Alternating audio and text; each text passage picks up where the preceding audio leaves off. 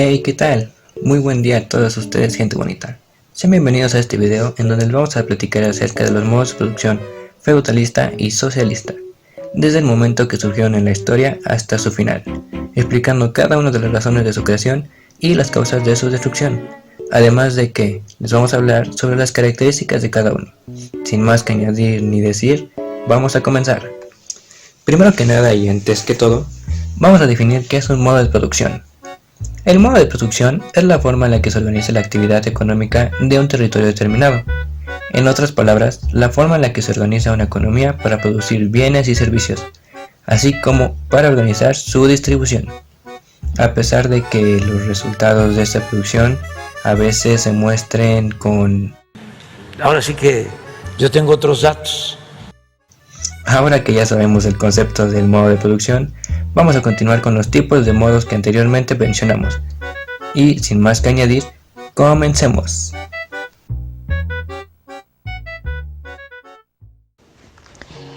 El primero de ellos es el modo feudalista.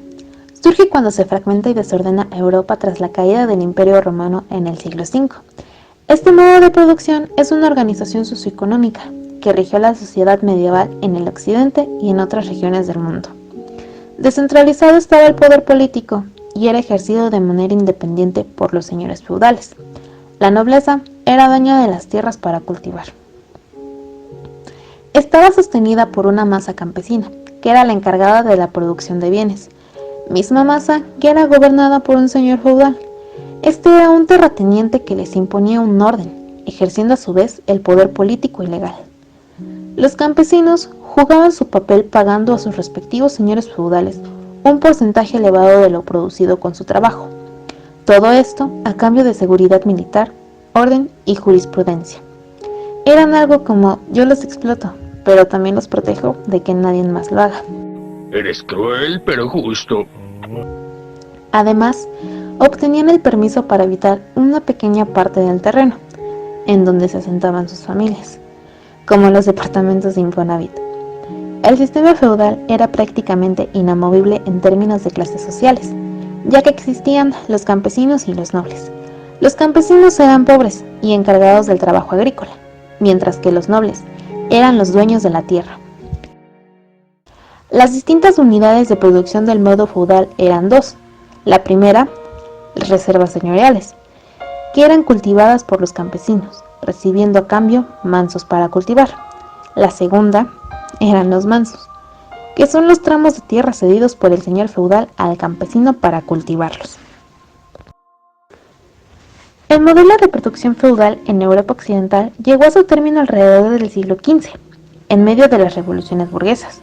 Un periodo de cambios sociales y políticos profundos respondieron al surgimiento de una nueva clase social, la burguesía, donde ellos fueron paulatinamente desplazando a la aristocracia.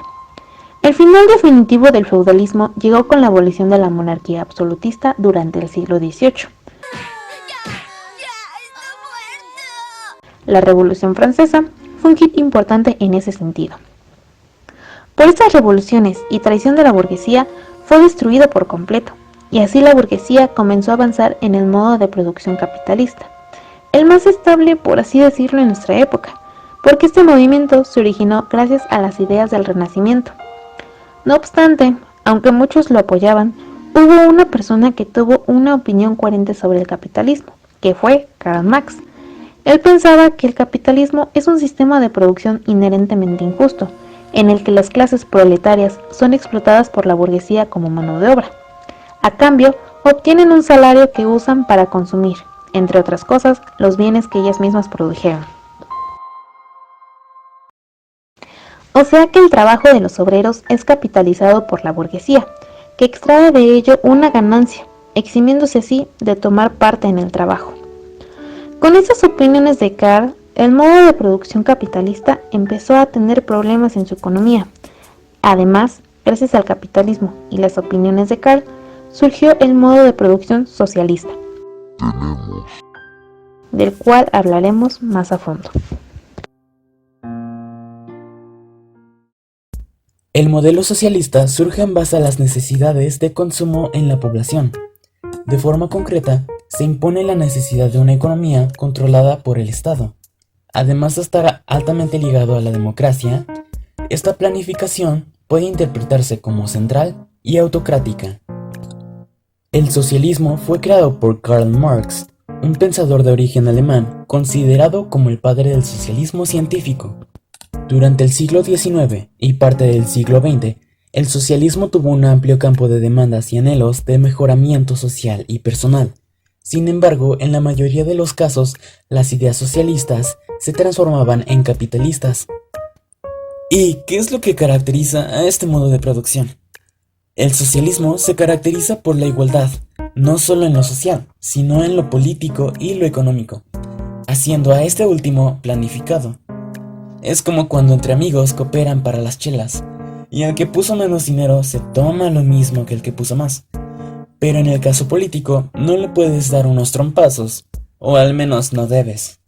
Una vez que se define la cantidad de objetos a distribuir, intercambiar o consumir, los precios se fijan en los productos, los cuales son precios de mercado y precios contables, que ayudan a tomar decisiones en la agencia de inversiones.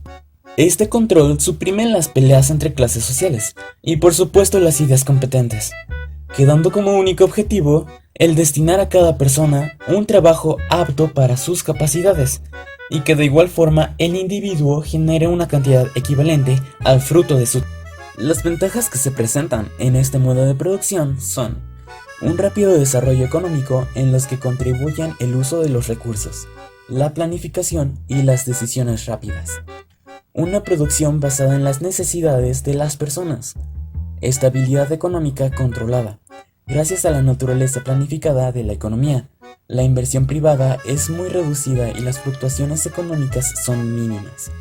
Y por último, no hay lucha de clases sociales. Al no existir distinciones entre los individuos, no hay discriminación entre ellos ni hacia ellos. No obstante, este modo de producción ocasiona ciertas desventajas. Vegeta, ese tal socialismo es muy fuerte. Creo que voy a perder la batalla. De las que destacan que no existe una base apropiada para el cálculo del costo, debido a que el gobierno maneja todos los medios de producción.